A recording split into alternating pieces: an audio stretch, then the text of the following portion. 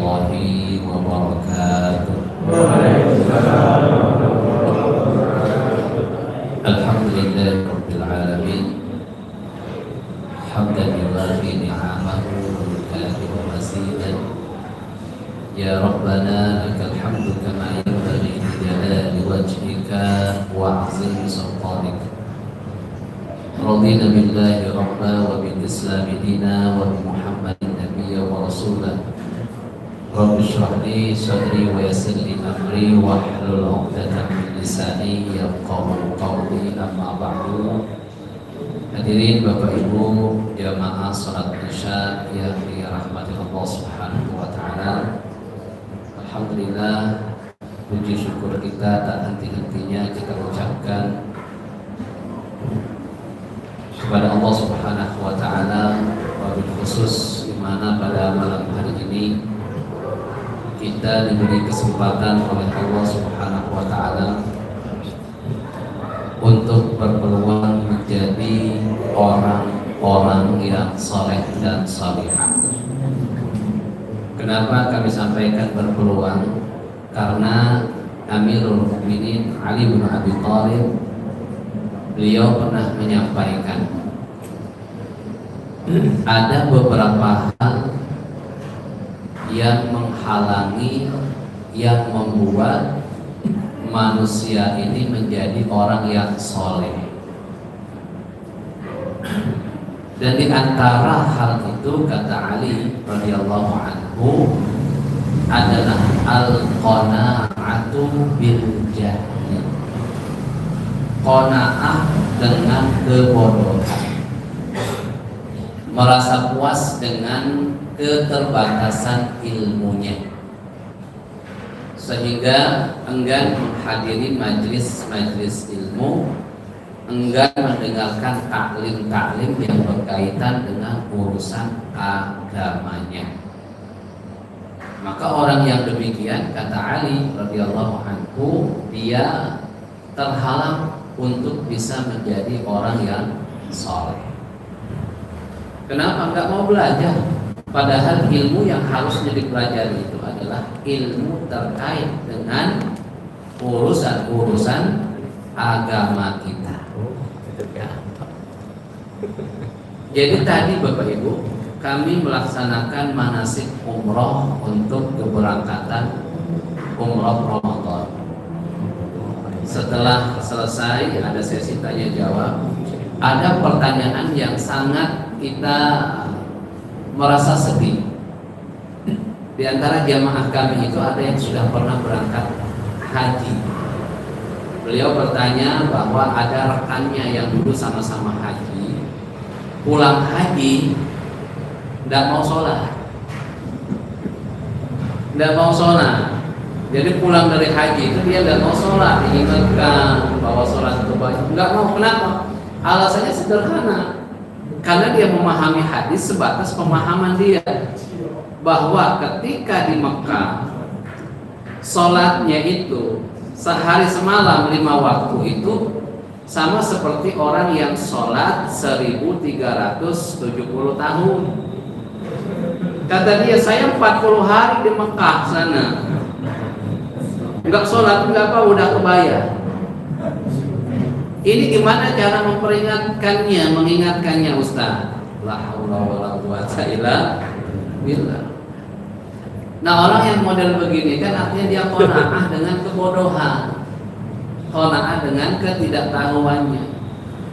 Harusnya dicari maksud dari itu apa sebenarnya maksudnya. Ini yang harus kita renungkan. Makanya kami sampaikan tadi bahwa ketika kita duduk di sini, kita berpeluang menjadi orang yang soleh. Kenapa? Karena kita merasa bahwa diri ini ada keterbatasan dalam maklumat, ada keterbatasan dalam memahami agama. Agama kita ini, Islam ini, Bapak Ibu, setidaknya ada 3 unsur yang terkandung dalam agama kita. 1 namanya akidah, 2 namanya syariah, 3 namanya akhlak. Ini tidak bisa dipisahkan, dan memahami sesuatu tidak serta-merta harus dilihat dari satu sisi. Misalkan contoh begini, Sepertinya pertemuan sebelumnya sudah pernah kita bahas, Allah alam ya. Ada orang sholat, Bapak Ibu. Kemarin kita sudah membahas tentang rukun sholat. Rukun sholat. Di antara rukun sholat itu adalah kita melakukan takbiratul ihram, yaitu mengucapkan Allah Akbar. Terus kemudian kita ngangkat tangan nih, Allahu Akbar. Ngangkat tangan itu hukumnya apa Bapak Ibu? Sudah belajar, ayo. Kalau mengucapkan Allahu Akbar, takbiratul ihram itu hukumnya rukun, wajib. Kalau ngangkat tangan, sunnah. Sunnah itu kalau dikerjakan dapat pahala, tidak dikerjakan rugi, gitu aja ya. Bukan nggak berdosa, rugi. Dikerjakan berpahala, tidak dikerjakan rugi.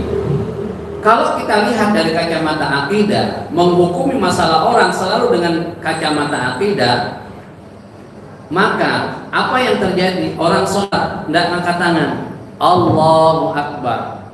Kalau kita lihat dari kacamata syariat, oh dia ini tidak ngamalkan sunnah Nabi, berarti sholatnya tidak sempurna pahalanya. Ya kan? Kenapa? Karena syariat itu adalah hukum yang terkait dengan perbuatan kita. Ada mulai dari haram, makruh, mubah, apalagi sunnah, wajib. 5. Ya. Lah, kalau kita katakan orang yang tidak mengikuti sunnah Nabi, dia ibadah tapi nggak mengikuti sunnah Nabi, terkategori apa? Terkategori apa? Ayo, kita berbicara dalam bab akidah nih. Kullu bid'atin dhalal. Berarti kan dia menyalahi sunnah Nabi, nggak ngikutin sunnah Nabi, berarti termasuk orang yang bid'ah. Kenapa? Nggak ngikut sunnah Nabi dalam ibadahnya. Harusnya kan ngikut sunnah Nabi. Tapi subhanallah, Islam tidak hanya dibaca, dinilai dengan akidah, tapi ada namanya syari. Gitu. Makanya kita belajar fikih ini sebenarnya mempelajari urusan agama kita. Contoh begini sederhananya, Bapak Ibu. Apa hukumnya berbohong? Bapak Ibu, apa hukumnya berbohong atau berdusta? Hah? Dosa? Berdosa? Baik. Kalau misalkan begini nih, misal begini, Bapak Ibu. Tadi kan sepakat hukumnya dosa. Ada orang mau berkelahi, bukan mau lagi, sudah berkelahi, tapi dia rasanya nggak mampu melawan karena lawannya bawa pisau, bawa senjata sepanjang ini. Dikejar sama musuhnya, datang ke rumah kita, minta tolong sembunyi di rumah kita. Ya, sembunyi di rumah kita. Tiba-tiba musuhnya datang, nanya ke kita, Pak, ngelihat nggak tadi ada orang begini lari? Jangan jujur apa bohong? Hah? Nah, bohong model begitu dosa apa enggak? Begitulah fikih ini. Fikih itu enggak mutlak, artinya dosa. Gimana coba jenengan? Istri sudah masak, ya kan? Udah buka YouTube, nyoba resep baru, jenengan pulang makan, rasa di lidah itu susah mengungkapkannya. Tapi pada ditanya istri, gimana mas masakannya? Jujur apa bohong? Apa hukum jenengan bohong? Ayo. Tidak dosa, tidak dosa, ya kan? Iya. Begitu, masya Allah, ya kan? Syariat itu indah, Islam itu indah. Jadi enggak senyum. Rasul kan nyuruh kita senyum nih. Tabassumuka ala wajhi akhika sadaqah. Senyum terhadap orang lain itu kan ada nilai sedekah. Tapi untuk ibu-ibu punya anak gadis cantik, kalau mau senyum, mau sopan, lihat-lihat orangnya. Kalau orang yang hatinya itu yang cepat tergoda, dia akan memahami lain. Senyum dikiranya suka, dikiranya cari perhatian, ya kan? Maka artinya apa? Senyum, ramah, itu hukumnya nggak serta-merta menjadi sunnah.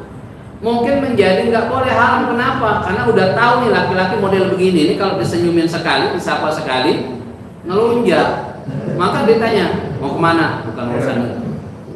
Coba, udah nggak mungkin malamnya dia tidur kepikiran sama perempuan begitu. Kenapa? Karena udah dibilang. Tapi kalau mau kemana Mbak? Wah, malamnya dia nyari nomor WA-nya langsung di WA. Iya. Nah itulah tidaknya syariat. Bapak Ibu yang dirahmati Allah Subhanahu wa taala. Lalu kemudian itu yang pertama. 2 saja, ada 5 tapi 2 saja karena kita mau masuk ke kitab kita. Nanti nggak selesai baca-baca kitab. Kata Ali Amirul Mukminin, yang kedua yang membuat kita terhalang menjadi orang soleh solehah ini adalah al-hirsu ala dunya, terlalu tamak dengan dunia. Mati-matian kita cari dunia, padahal kalau kita mati kita tinggalkan.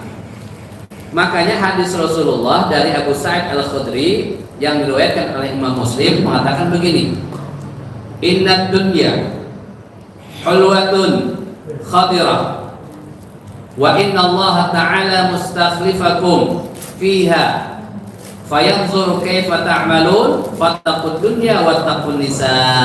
Artinya begini Bapak Ibu, sesungguhnya dunia ini manis dan hijau. Dibuat memang di mata kita ini, dunia ini manis dan hijau. Dan sesungguhnya Allah Ta'ala menyerahkannya kepada kalian untuk diurusi. Kita ini cuma diamanahi untuk ngurus dunia kita. Artinya biar kita itu enggak juga susah karena dunia. Kemudian Allah ingin melihat bagaimana sikap kalian terhadapnya. Allah lihat tuh gimana kita terhadap dunia. Tamakkah kita atau yang penting bisa meneruskan kehidupan. Maka berhati-hatilah terhadap fitnah dunia dan fitnah perempuan. Ya. Nah, ada lagi kata Rasulullah begini.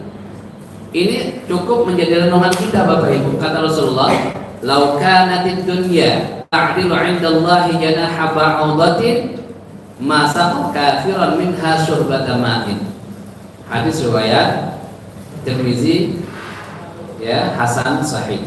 Seandainya dunia ini di sisi Allah senilai harganya dengan sayap nyamuk, niscaya Allah tidak akan memberi minum barang seteguk sekalipun kepada orang kafir. Artinya Bapak Ibu, dunia ini dibandingkan dengan sayap nyamuk tak sebanding di mata Allah. Makanya suatu hari Khalifah Harun al-Rasyid, khalifah, orang yang kaya raya, dia punya temannya ini suka nasihati, sering ngasih motivasi, sering ngasih nasihat. Namanya Ibnu Samma. Suatu hari Bapak Ibu, Harun al-Rasyid sangat kehausan. Karena kehausan dia datang kepada Ibnu Samma. Dia katakan, "Wahai sahabatku, engkau punya air enggak? Kenapa? Minta dong dikit, haus nih." Kehausan. Gampang sebenarnya Ibnu Samma, langsung ngasih tidak masalah. Tapi apa yang terjadi? Tidak langsung dikasih sama Ibnu Samma. Harun al-Rasyid ditanya balik sama Ibnu Samma, "Wahai Khalifah, kau kan sekarang kehausan. Kalau misalkan kau minta air itu ada, tapi nggak dikasih. Kau cuma minta segelas saja, tapi nggak dikasih. Supaya kau dapat air itu berapa kau berani bayar segelas air?" Kata Khalifah. Maka Khalifah bilang, karena memang cerdas. Kata Khalifah Harun al-Rasyid, "Saya akan bayar dengan separuh kekuasaan." Separuh kekuasaan. Harta yang dia miliki itu akan diberikan separuhnya untuk mendapatkan segelas segelas air. Akhirnya dikasih minum. Setelah mendapat jawaban, diminumlah oleh khalifah. Setelah selesai minum, Bapak Ibu, nanya lagi itu sama, wahai khalifah, sekarang saya tanya lagi. Nanya apa? Kan tadi minum tuh, udah masuk perut tuh katanya. Gimana kalau seandainya Allah buat minuman yang masuk tadi nggak bisa keluar, nggak bisa lewat keringat, nggak bisa lewat kencing? Kira-kira berapa yang kau akan bayar supaya kau bisa mengeluarkan air dari tubuhmu yang sudah kau minum tadi? Kata khalifah, aku akan bayar dengan separuh sisa kekuasaan, sisa harta. Yang penting air itu bisa keluar. Kebayang nggak? Mohon maaf, ini saya lagi makan. Ada orang yang nggak bisa buang hajat, nggak besar nggak kecil, berhari-hari. Sakitnya luar biasa. Sakitnya luar biasa. Untuk agar supaya bisa, dia berani memberikan bayaran separuh hartanya. Artinya apa dari kisah ini, Bapak Ibu? Dari kisah ini kita memahami bahwa harta yang dimiliki khalifah, presiden, orang nomor satu pada waktu itu hanya senilai segelas air. Maka di sini kita harus memahami bahwa ketika kita semakin tamak kepada dunia, semakin membuat kita susah menjadi orang yang saleh. Bapak Ibu yang dirahmati Allah Subhanahu wa taala, lalu kemudian kita coba mengulang kembali tema kita pada malam hari ini. Kita selesaikan tema terkait dengan hal-hal yang membatalkan sholat. Cepat, singkat, padat. Bila perlu nanti kita praktekkan, ya. Faslun, walladzi yubtilu shalat ahada asyara syai'an. Yang membatalkan sholat kita itu ada 11 perkara. Yang pertama, al-kalamul amdu, ngomong dengan sengaja. Ngomong dengan sengaja. Minimal ngomong kalau terdiri dari 2 huruf itu membatalkan. Kecuali nggak sengaja jenengan. Ya, misalkan tiba-tiba lagi sholat perutnya sakit, itu kan nggak sengaja otomatis. Tapi kalau sengaja ngomongnya, itu kan udah 2 huruf, a dan batal. Ya, apalagi kalau dalam bahasa Arab 1 huruf pun batal. Ro'a yaro, artinya melihat. Dia ngomong ro, kata perintahnya itu ro, lihatlah, batal sholatnya. Kenapa? Al-kalamul amdi, ngomong dengan sengaja. Apapun kalimat yang kita ucapkan, kalau itu bisa digunakan untuk diskusi ngobrol sama orang lain, sholat kita batal. Maka di sini hadisnya an Abdullah bin Mas'ud qala kunna nusallimu 'ala Nabi sallallahu alaihi wasallam wa huwa fi sholati fayaruddu 'alaina. Jadi awal-awal ketika sholat itu baru diwajibkan, kita dulu pernah menyampaikan, sahabat itu masih saling tanya dalam sholat, Allahu Akbar, gimana kabar istrimu? Awal-awalnya begitu. Sampai Nabi pun Abdullah bin Mas'ud meriwayatkan, kami pernah melihat Rasul sholat. Rasul lagi sholat, mereka salam, Assalamualaikum ya Rasulullah. Jawab nggak Rasul? Jawab pada waktu itu, Waalaikumsalam warahmatullahi wabarakatuh. Karena belum ada larangan di awalnya. Lalu kemudian sahabat hijrah ke Habasyah. Setelah hijrah ke Habasyah, lalu kemudian falamma raja'na min 'indin Najasyi, ketika kami sudah pulang dari hijrah, salamna alaihi falam yarudda alaina. Kami datang dan melihat Rasul sholat. Kami salam, Assalamualaikum ya Rasulullah. Salam kedua kali ini tidak dijawab oleh Rasulullah. Kenapa? Karena kata Rasulullah, wa qala, Rasulullah berfirman, inna fis salati syughlan. Salat itu sudah ada kerjaannya. Doa, zikir, baca Quran. Enggak boleh ngomong di sini. Wa Zaid bin Arqam radhiyallahu anhu qala in kunna lanatakallamu fi sholati ala ahli Nabi sallallahu alaihi wasallam. Dulu awal-awal sholat katanya kami tuh ngobrol dalam sholat. Pada masa Rasulullah, yukallimu ahaduna sahibahu bihajatihi. Jadi dalam sholat tuh ngobrol. Ente besok mau beli apa? Masak apa? Ini katanya yukallimu ahaduna sahibahu bihajatihi. Kami tuh saling ngobrol, saling nanyai hajat keperluannya. Ente besok mau kemana? Gitu awal-awal. Sampai turun wahyu hatta nazalat, ada wahyu turun, Al-Quran turun, hafidhu ala salawati was salatil wusta wa qumu lillahi qanitin, Al-Baqarah. Fa umirna bisukun. Lalu kemudian dengan ayat ini kami dilarang atau disuruh Rasulullah kalau sholat itu tidak boleh ngobrol. Fadalla hadisani 'ala al-man'i min al-kalam fi sholati wan nahyu yaqtadil butlan. Maka dua hadis yang kita bacakan tadi tambah ayat ini menandakan bahwa ini adalah larangan, dan larangan ini menyatakan bahwa kalau dilanggar itu membatalkan sholat. Dalam riwayat Muslim, untuk lebih jelasnya lagi Bapak Ibu tentang ngomong dengan sengaja, ya. Warawa Muslimun wa ghairuhu an Muawiyah ibn al-Hakam as-Sulami radhiyallahu anhu an Rasulillah sallallahu alaihi wasallam qala inna hadhihi as-salata la yasluhu fiha syai'un min kalamin nas. Kata Rasulullah kepada sahabat bahwa salat ini tidak boleh di dalamnya terdapat perkataan manusia.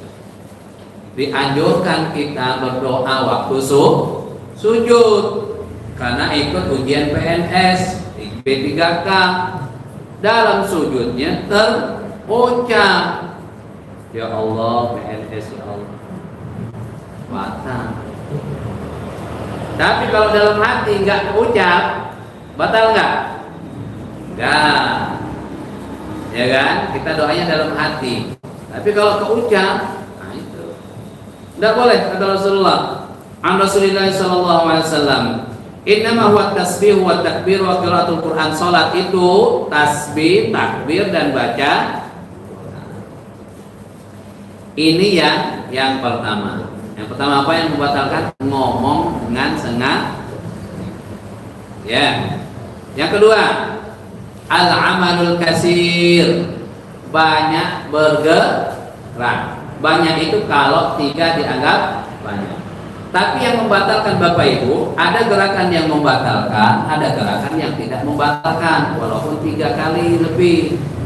Gerakan yang membatalkan itu adalah gerakan, ya, anggota besar kita, anggota badan kita yang besar. Kalau bergerak lebih dari 3 kali atau 3 kali ke atas itu batal. Yang besar itu apa saja? Kepala, tangan, kaki, badan kita, ini kan besar semua. Kalau bergerak lebih dari 3 kali, maka sholat kita batal. Yang kecil tidak. Yang kecil apa? Jari. Makanya orang yang tahiyatnya begini-begini batal nggak? Karena dia anggota yang kecil, gatel. Lebih dari 3 kali nggak masalah. Ini anggota yang mata juga bergerak terus, nggak apa-apa. Kuping juga sama. Tapi kalau tangan, contohnya begini, tangan kan anggota yang besar, ya kan? Nih, kalau kita lagi sholat nih, udah kan, mungkin pegal badannya. Berarti 1, 2, batal. Makanya lagi sholat jangan, berarti ini kan 1, 2. Kalau dia balik lagi, anggota yang besar. Makanya ulama ketika membahas masalah gerakan yang membatalkan, ketika maju ke depan sudah kita contohkan. Beda antara kita 1, 2, 3 ini batal. Kenapa? Gerakannya banyak. Tapi kalau kita gerak walaupun sampai ke pembatas, tapi jalannya satu-satu, dianggap satu, ya kan?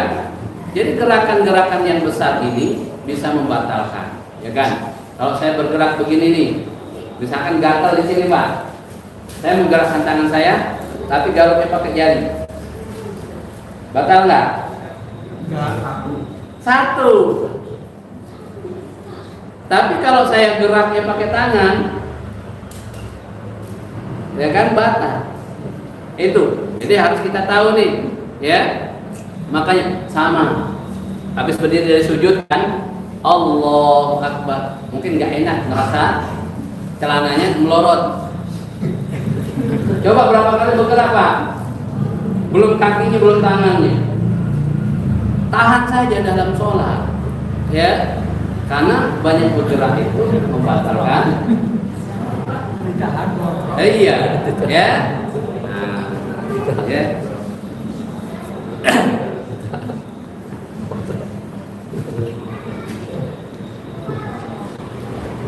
Baik. Kita bacakan di sini. Li'annahu nomor 1.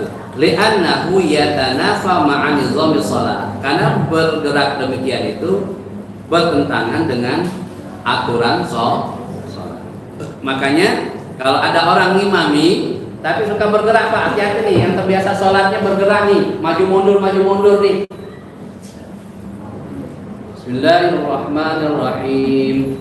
Alhamdulillahirabbil alamin. Coba, ini anggota besar badan kita ini. Iya, makanya gara-gara ini kajian saya di Palu diberhentikan. Ada yang ngimami, karena mungkin dia terbiasa bawaan dari kecil. Ketika ngimami baca Al-Fatihah sama surat begitu. Bismillahirrahmanirrahim. Kelihatan betul di kamera. Untungnya pas nanya saya nggak jawab. Nanyanya Ustaz Rosyid Basir. Beliau juga ahli dalam bidang fikih. Kata saya itu batal sholat yang nggak sah jadi imam. Tersinggung, akhirnya semua takmir diganti semua, kajiannya diganti semua. Iya, benar Pak. Benar. Padahal saya juga ngajarin fikih juga di sana, ya kan? Ya, jadi hal-hal yang demikian. Makanya anak-anak kecil kita kalau dari sekarang sudah mulai ada kebiasaan kalau sholat nyinjit kakinya, ditegur Pak. Takut kebiasaan sampai dewasa. Ada kan anak-anak kadang-kadang kan sholat memang nggak wajib mereka, tapi kalau itu diteruskan jadi kebiasaan nanti sholat. Yang ketiga wal hadas. Hadas itu misalkan batal sholatnya karena kentut, ya kan? Wa hudusun najasa, atau terjadinya najis lagi sholat kena kotoran burung yang masih basah bukan yang kering. Kalau kering kan aman, ya kan? Wan kisaful aurat, kemudian terbukanya aurat. Ini juga membatalkan. Tapi kalau nggak sengaja, kebenaran sholatnya di bawah kipas angin. Dia nggak pakai dalaman, cuman baju koko saja, ketiup angin, buka kan bagian punggungnya, kan itu nggak sengaja, maka harus langsung ditutup. Itu aman, masih dianggap tidak membatalkan. Tapi kalau kerasa kebuka, diam aja. Ibu-ibu juga sama. Ketika sujud misalkan ada dia bawa anak kecil atau ada temannya bawa anak, dia main-main ke senggol sama mau kena kita kan, kebuka misalnya bagian aurat, tutup aja langsung, nggak sengaja. Karena nggak ada orang yang sholat sengaja buka aurat, nggak ada. Ya. Tapi memang kalau kita berbicara masalah fikih ini nggak bisa lepas dari perbedaan pendapat. Dulu itu ada seorang sahabat yang penampilannya itu syekh betul, ulama betul. Saya lupa namanya, takut saya sebutkan namanya salah penyebutan nama.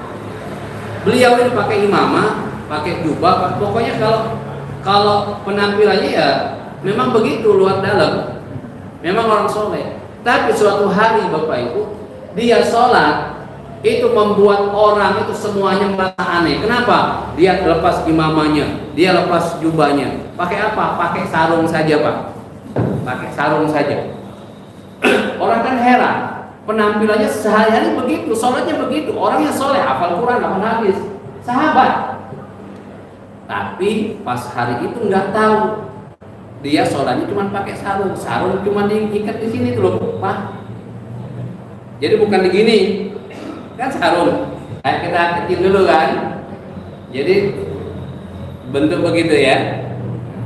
Sholat. Orang ini udah nggak waras nih. Udah mulai kurang. Gara-gara itu akhirnya orang paham. Maksudnya setelah selesai sholat kan orang heboh Pak. Nanya, kenapa kau melakukan itu? Karena saya pernah melihat Rasulullah sholat cuma menggunakan izar, menggunakan satu kain. Jadi kadang-kadang memang harus melakukan hal yang mungkin dianggap aneh, tetapi itu bagian amal yang pernah diajarkan oleh Nabi. Akhirnya sahabat yang lain tabiin, oh maksudnya Nabi pernah melakukan itu. Esok-esok kalau di sawah bajunya basah, cuman punya satu sarung, maka kita nggak bingung lagi. Oh nggak apa-apa sholat. Ya, baik. Aurat, terkait aurat sudah jelas. Laki-laki dari perut sampai lutut, dari perut sampai lutut. Pertanyaannya begini Pak, kalau ada orang sholat celananya itu sampai nutup lututnya, tapi dikit lewatnya 5 jari lah. Kalau dia ruku atau dia sujud duduk, itu mungkin dengkulnya kelihatan, berarti kan batal. Cuman pertanyaannya, ulama berbeda pendapat. Kapan dia batal? Sejak dia sholat Allahu Akbar atau pas auratnya kebuka? Ya kan? Ulama mengatakan satu, oh dia batal itu pas auratnya kebuka. Yang dua, enggak. Sejak dia takbiratul ihram itu sudah batal. Kenapa? Karena sudah tahu pas dia ruku atau pas dia duduk itu pasti kebuka auratnya karena pendek celana, karena pendek. Artinya apa?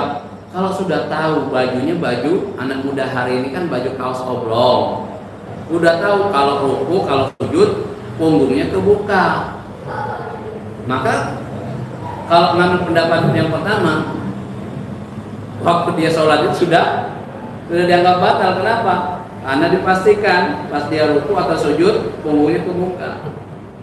Maka hati-hati, ibu-ibu semuanya aurat kecuali muka dan ya. Baik.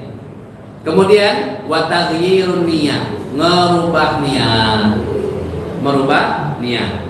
Mungkin karena imamnya yang enggak enak, mungkin karena pokoknya merubah niatnya. Aku batalin saja dah. Enggak enak imamnya.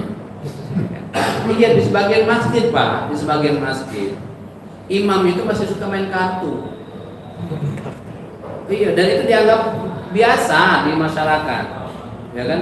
Padahal secara aturan ketat Islam ini, imam ada imam orang yang makruh jadi imam, ada orang yang haram menjadi imam, ya kan? Luar biasa masalah imamnya. Iya, kita pakai celana pendek main kartu, ya kan? Di masjid imami. Itu dipertanyaan, ya. Baik. Lalu kemudian wal istidbarul qiblah, membelakangi kiblat. Enggak boleh. Alhamdulillah kita sudah tahu ya. Nah, di masjid kami itu masih ada 2 orang kalau sholat di masjid itu, meski kalau dia sholat menghadapnya sudah ada kiblat tapi mengsong ke kanan. Mengsong ke kanan. Diingatkan itu nggak mau karena dia sudah punya keyakinan belajar. Kan kita sudah ajarkan ya dulu itu kalau di tempat apa? Tempat umum, di tempat terbuka, nah baru ngadep ke kiblat ke barat, agak mengsongkan ke kanan sedikit. Tapi kalau di masjid nggak usah karena sudah jelas ukurannya, ya kan? Nah itu enggak. Jadi pas sujud kepalanya sama orang yang sebelah kanan ketemu, karena mengsong betul, benar di pojok itu. Jadi dia sampai harus yang ngadep ke depan, dia ngadep ke pojok masjid, mengsong ke kanannya. Begitu. Nah, jadi kalau kita membelakangi kiblat itu juga membatalkan sholat kita. Wal aklu wasyurbu, makan dan minum, udah jelas ya. Mau banyak mau sedikit, batal. Khususnya Ramadan ini. Ramadan sebelum ke masjid tolong gosok gigi dulu. Habis sahur, habis berbuka, kenapa? Kita khawatir Kalau nggak gosok gigi, masih ada yang nyisa pas lagi sholat, keluar telan walaupun sedikit, namanya makan, batal sholatnya. Wudunya nggak batal, tapi diulang sholatnya. Ya. Wal qahqahatu, ketawa, terbahak-bahak. Tapi kalau diempat saja mau ketawa tapi nggak jadi itu nggak batal ya. Waridatu dan murtad ya, murtad. Nah, ini terkait dengan yang membatalkan sholat. Monggo kalau ada yang mau dipertanyakan atau didiskusikan, kalau enggak kita lanjutkan karena kita mau masuk ke tema yang nanti insya Allah akan kita bahas bersama, waktu-waktu yang dilarang untuk melakukan sholat. Ada dua, yang mana dulu ini? Sana dulu angkat tangan. Monggo Pak. Langsung aja. Ini kan saat sholat kadang kita lupa mematikan handphone. Kemudian saat sholat yang sebelum ini bisa nggak gerakan kita itu untuk mengambil handphone di bawah, misalnya kita di bawah untuk dimatikan. Baik. Satu lagi sekalian. Nah, masalah sisa makanan di mulut tadi. Masalah sisa makanan di mulut. Kan terlanjur ada makanan tapi karena dibiarkan itu gimana kan? Ngemut, jadi ngemut. Baik. Pertama terkait dengan handphone. Namanya manusia kadang ingat kadang lupa. Kan kita mesti ingat terus. Pokoknya silent. Tiba-tiba mungkin lupa. Kalau kita posisinya berdiri, handphone kita di bawah, hati ya, berdering tuh gimana? Nggak ada cara kecuali kita batalkan sholat kita batalkan, kita ambil. Kenapa? Karena posisi kita sudah seperti orang yang ruku, kan ngambil tuh kan, batalkan dulu, matikan, ulang lagi, Allah Akbar, gitu ya. Tapi kalau dalam saku, nah ini termasuk gerakan yang tidak membatalkan. Berdering, ambil, tapi bukan untuk buka password. Nah, kalau buka password, usah itu kan jari, tapi sudah beralih fungsi pikiran kita, nggak fokus sholat lagi. Ingetin password. Kalau diambil cuman mencet, atau suaranya kan bisa dipelankan. Nih, matikan nggak bisa, tapi kan ini kan ada volume sampai habis. Ini nggak membatal. Sama seperti orang sholat ngimami, dia kan nggak hafal Quran. Sholat tarawih nanti tadi Allahu Akbar, terus kan ngambil Quran, meski dia buka kan. Hati-hati, cara bergeraknya itu harus betul-betul tidak menyelisihi gerakan yang banyak. Kalau gerakannya banyak, makanya sekali ngambil berhenti, ada jeda supaya gerakannya terhitung satu, bukanya. Maka memang betul kalau ada tempat di sini imamnya, tapi ada tempat Qurannya, biar imamnya nggak bawa-bawa, taruh di depan, aman kan? Sebelum mulai lagi buka sudah tinggal baca. Nah itu masukkan, angkat, itu nggak masalah ya. Tapi tadi kalau harus buka password dulu, enggak ya, enggak. Baik, itu yang pertama. Yang kedua, sisa makanan itu gimana kalau enggak dibuang, cuma dimut ya. Ya kan, ditelan enggak, dibuang enggak. Kan namanya sisa kan enggak banyak Pak, apalagi nyelip di antara lagi enggak banyak pasti. Gimana caranya? Diambil Pak, masukkan sini ke saku. Tahu nggak? Apa? Makanya dulu kita, seingat saya pernah nyampaikan, orang Arab itu selalu bawa tisu. Nah, iya di sakunya itu. Jadi kalau mereka itu ada ingusan, jangan heran kalau jenengan umroh atau haji, orang Arab lagi ingus, buang ingus itu waktu sholat. Benar Pak. Iya, di saku. Biasa mereka. Kalau enggak, kita tadi ada makanan. Jadi pelan-pelan saja bergerak sekali. Ya. Kalau Imam Abu Hanifah kan 5 kali gerakan. 5 kali gerakan. Kalau Imam Syafi'i 3 kali. Ya. Jadi jangan nggak boleh. Itu sama persis orang yang mau sholat tapi kebelet. Iya, nggak boleh Pak. Tapi kalau dia sudah sholat, tinggal 2 rakaat atau tinggal 1 rakaat, pengen, tapi dia bisa nahan, itu masih boleh. Tapi dari awal nih mau sholat, tadinya saya ragu-ragu nih, mau sholat isya tadi, enggak, aku masih 5 menit tadi, wudhu lagi apa enggak ya? Ya udahlah wudhu, takut nanti pas sholat nahan, nggak boleh. Makruh, ya kan? Tapi kalau tinggal 1 rakaat bisa nahan, nggak masalah. Kemakruhannya hilang, ya kan? Tinggal 1, ya kan? Gitu ya Pak ya. Jadi jangan dimunah ya. Jadi dibuang. Ya. Dan kalau mau nggak ada orang kiri kanan, cukup langsung ke kiri. Tapi kalau ada orang jangan, tadi ada orang solusinya, nah iya. Enggak Pak.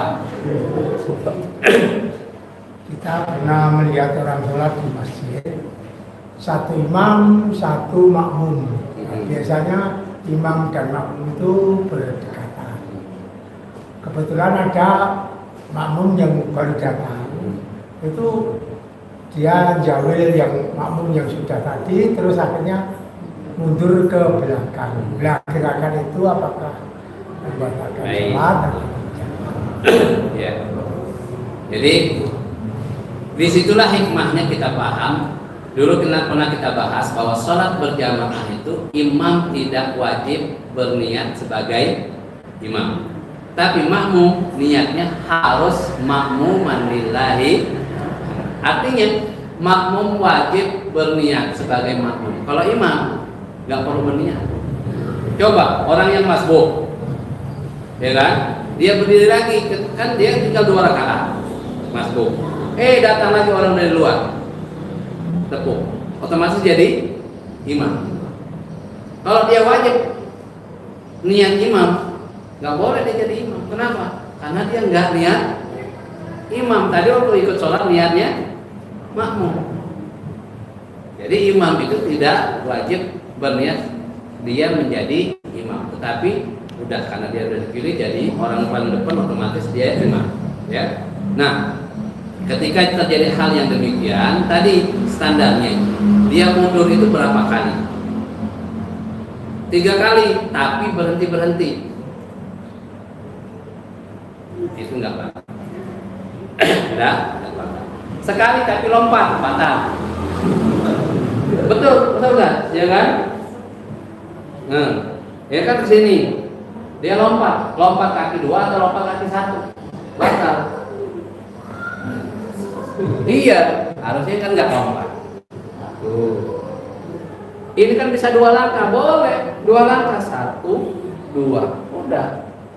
Ya, tapi kalau 3 ke atas. Tadi yang mundur begitu nggak?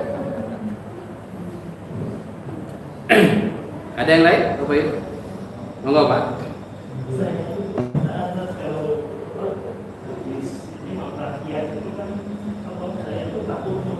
Jadi itu lawanan dia itu gimana? Jadi ada gerakan tambahan lawanan. menahan? Oh, menahan. Baik. Itu namanya darurat Pak. Darurat itu boleh semua. Kalau kategori darurat boleh semua. Ya. Kalau jenengan sehat, badannya kurus, nggak mungkin jenengan begitu. Iyalah, sama Pak. Saya kadang-kadang juga sama. Mohon maaf tadi, sama.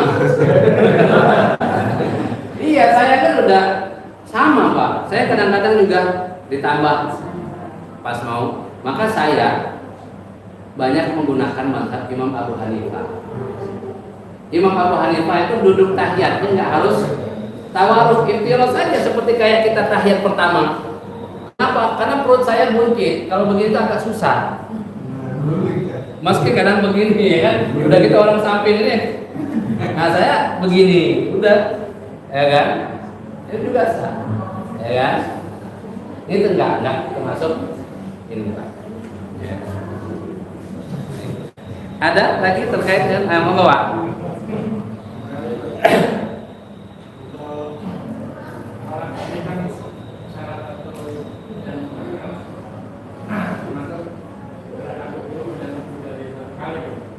Iya, yang banyak lebih dari 3 kali ya.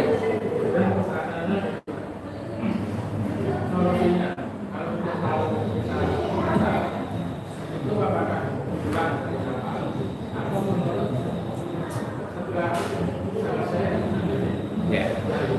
Itu langsung diulang. Ya, diulang dari ihram lagi. Makanya Pak, tadi kan kita sampaikan, tangan ini anggota tubuh yang besar. Kalau kita, ya kan, begini nih, Sami Allahu liman hamidah. Ada yang kan bersedekap nih ya kan, ini posisi aman. Tapi kan kita nggak sedekap. Sami Allahu liman hamidah 1, 2, 3. Kadang-kadang tangan kita. Hati-hati, iya benar Pak. Ya kan, Sami Allahu liman hamidah. Ya kan? Maka kalau nggak mau begini, kata ulama, luruskan, jangan banyak bergerak. Karena tadi, ya kan, sebagian orang kan, Sami Allah, tangannya di sini lagi ya, aman, karena memang ada hadisnya. Tapi kalau nggak mau di sini, jangan Sami Allah liman 1, 2. Apalagi kalau kita hitung kanan 1, kiri 1, berarti sudah berapa ya? Ayo, Sami Allah liman. Nah, gitu ya. Baik. Nah, monggo ada? Monggo Pak. Imam yang al-fatihahnya putus-putus itu sah. Putus-putus misal gimana Pak? Iya karena bujulah iya karena sekali. Baik. Ini mohon maaf ya para sepuh ya. Sebagian masjid itu ya kan kita pernah bahas. Masalah kita di Indonesia itu adalah masalah imam. Kenapa? Karena orang yang wakaf Quran, orang yang sudah lama di masjid, kadang-kadang merasa berhak jadi imam. Anak muda yang udah bisa takut mengingatkan, nggak ada kalau mengingatkannya, ya kan? Nah, kalau ada orang yang bacaannya lebih dari itu, ya kan? Maka sebaiknya tahu diri lah, maksudnya ya. Ada orang yang lebih. Maka saya itu di stop itu Pak, tidak pernah saya mau jadi imam. Kenapa? Ustadz banyak yang hafal Quran, santri bagus-bagus bacaannya. Saya masih jauh dari mereka. Kalau sekedar orang kampung, nggak masalah. Saya berani tanggung jawab, tapi di belakang nanti ada ustadz yang ini. Alhamdulillahnya di situ di jadwal ustadz yang imam. Bagus semua suaranya. Artinya kita yang diminta jadi imam itu harus tahu diri. Kalau kita, mohon maaf nih, kita nih paling bagus bacaannya di masjid sini. Maka jangan kalau sholat yang jahat itu datangnya terlambat, maghrib, isya, subuh. Kalau bisa jadi imam nggak apa-apa. Kenapa? Wajib hukumnya bagi dia. Kalau nyuruh yang lain belum standar, ya kan?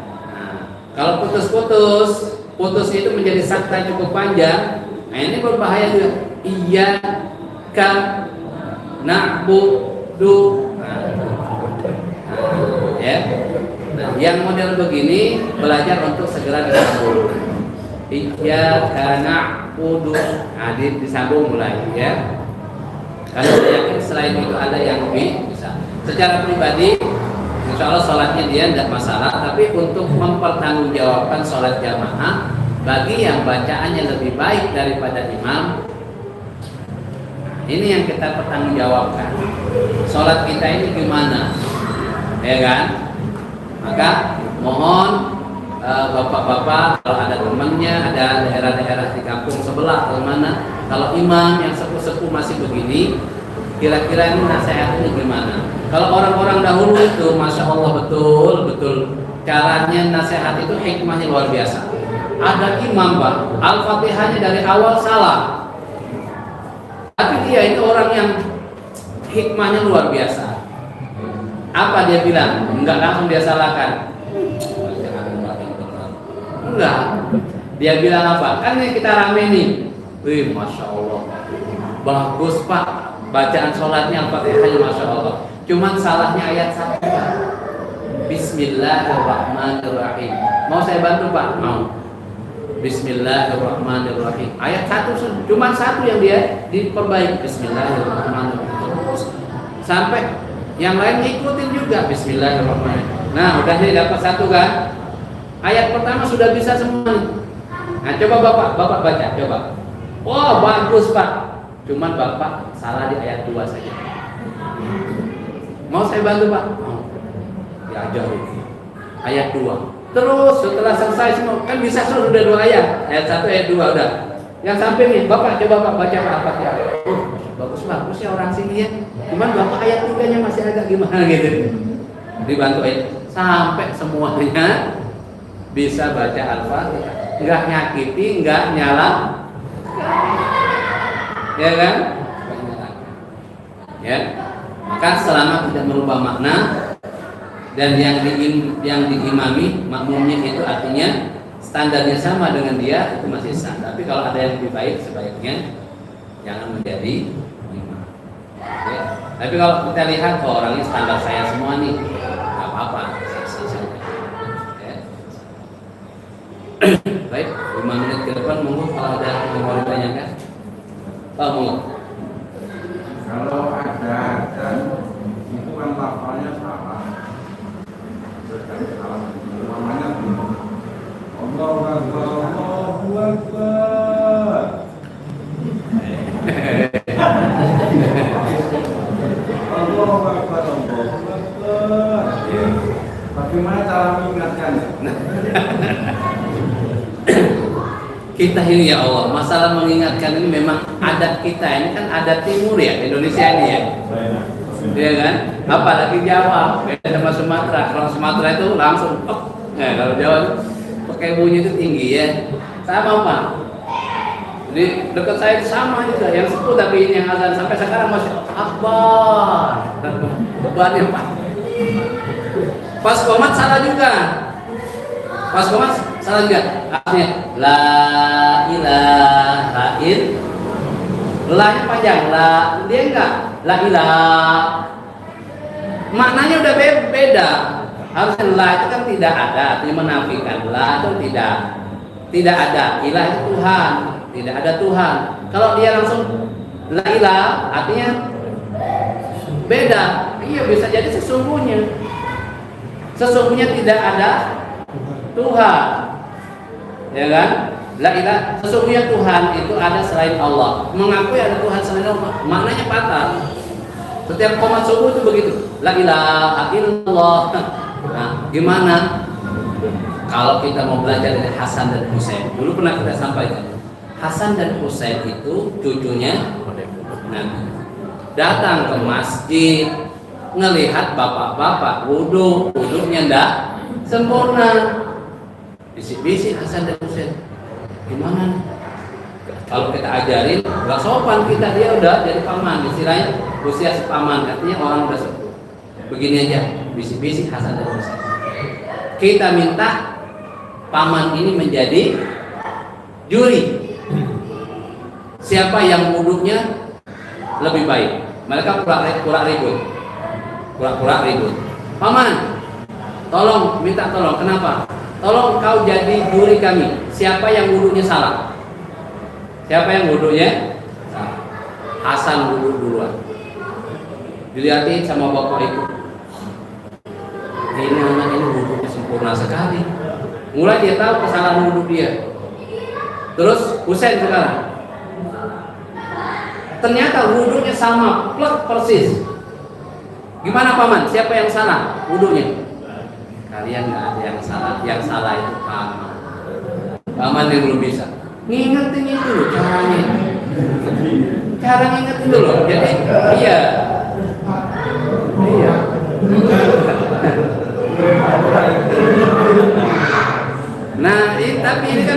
kebiasaan itu agak sulit. Contoh begini, ada pertanyaan begini, Ustaz, gimana mengingatkan ustazah hafal Quran, tapi Quran ini naruhnya kayak nggak sopan, dia taruhnya di lantai.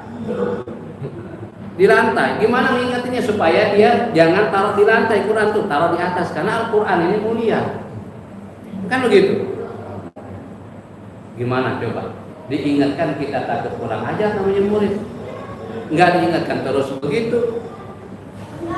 Gimana caranya? Enggak usah ngomong, ustazah hafal Quran, masa Quran begitu aja singgung dia. Ambil Qurannya, taruh di atas meja. Atau ambil mejanya, ustazah, ini mejanya. Selesai. Ustazah enggak tersinggung. Masalahnya, ini gimana? Bikin lomba azan. Lomba anak-anak aja, minta dia jurinya. Ayo anak-anak yang kompleks ini, ayo azan, lomba azan mau Ramadan. Nanti hadiahnya, serahlah hadiahnya kan. Nah, biar dia, kalau dia sadar sih ngerti, tahu mana yang panjang, mana yang pendeknya. Memang susah Pak, namanya nasihat itu Pak paling susah ya. Gitu ya. Dan itu ya. Alhamdulillah ya. Mohon maaf Bapak Ibu kalau ada yang kurang berkenan ya. Insyaallah sebelum kami tutup, seperti biasa ini sudah menjelang mendekati bulan Ramadan. Bapak Ibu kalau mau nitip untuk takjil di Mekah dan Madinah, tetap seperti biasa kami masih menerima. Insya Allah kami berangkatnya tanggal 25. Jadi Ramadan ke-5 atau ke-6 nggak tahu lah, tergantung tanggal 8 apa tanggal 18 atau 19 kita puasa. Ya, kami berangkatnya tanggal 25, pulangnya tanggal 25 lagi. Artinya ada waktu kalau jenengan mau nitip untuk takjil. Yang kedua juga masih ada peluang beberapa seat lagi. Kalau mau berangkat umroh Ramadan bareng kami masih ada. Dan yang ketiga juga kami menawarkan badal umroh bagi Bapak Ibu yang punya keluarga sudah meninggal, umroh belum sempat karena uangnya nggak cukup, kami buka badal umroh. Insya Allah yang mengerjakannya saya, ya. Tapi beda badal umroh Ramadan sama tidak atau di luar Ramadan. Orangnya lebih banyak, fadilahnya lebih utama, pelaksanaannya lebih lama, apalagi saat puasa, ya. Jadi jangan sama Bu, masa segini harganya yang tidak Ramadan kan cuma segini. Jangan disamakan. Dari pahala juga beda, kesulitannya juga. Itu saja. Kalau tidak ada pertanyaan sih Pak Ustaz. Mengenai badal itu ya, badal itu haji atau itu kalau ada yang mengatakan bahwa kalau pada waktu masih hidup itu tidak minta itu tidak sah gitu. Itu yang benar bagaimana? Baik. Itu memang ada perbedaan pendapat, ya. Ada yang mengatakan kalau tidak ada wasiat dari yang bersangkutan tidak wajib. Ada yang mengatakan tidak harus diminta. Ya, tidak harus diminta. Kenapa? Ini bentuk birrul walidaini kita kepada orang tua. Kita nggak ngapa-ngapain, nggak bisa, orangnya sudah nggak ada. Karena dulu hadisnya Rasulullah, ya kan? Diibaratkan pertanyaannya kalau orang tua itu sudah meninggal tapi belum haji atau belum umroh. Diibaratkan seperti hutang. Ya. Maka nggak apa-apa laksanakan. Jadi boleh, cuman yang nggak boleh kalau orangnya masih sehat, nggak boleh. Sakit tapi ada kemungkinan sembuh, nggak boleh. Atau orangnya miskin secara ekonomi, adik saya kan miskin, nggak bakal berangkat. Jangan, jangan. Iya, karena berangkat itu bukan masalah ada duit nggak ada duit, ya kan? Kalau Allah sudah berkehendak, ada saja yang ngajak berangkat, ya. Islam sudah meninggal atau sakit yang diperkirakan tak mungkin, itu boleh. Tapi jumhur mengatakan jumhur ulama boleh walaupun tanpa wasiat. Ya, boleh. Ini nambahin. Nambahin. Untuk niatnya itu apakah bisa untuk satu atau dua orang atau hanya satu orang saja? Badal itu satu orang satu niat. Ya. Kalau kita ambil badal 5 orang dikerjakan satu orang, dosa. Karena kan niatnya saja itu sudah jelas. Binnya juga itu harus jelas. Coba misalkan di sini Ratno atau yang nama banyak di pasaran orang Jawa itu siapa? Ratno banyak. Joko. Saya badalkan atas nama Joko. Joko siapa? Sebutkan binnya. Joko bin siapa gitu. Makanya binnya saja itu harus jelas. Kan nggak boleh satu kali badal untuk 2-3 orang nggak boleh. Jadi untuk Bapak Ibu 2 kali. 2 kali. Bapak Ibu 2 kali. Makanya kalau umroh Ramadan bareng saya itu jangan bisa 4-5 kali umroh. Umroh pertama untuk kita, kedua untuk bapak, ketiga untuk ibu, dan seterusnya. Ya. Begitu Bapak Ibu yang dirahmati Allah Subhanahu wa taala, kita tutup dengan kepala majlis. Subhanakallahumma wa bihamdika asyhadu an la ilaha illa anta astaghfiruka wa atubu ilaik. Assalamualaikum warahmatullahi wabarakatuh.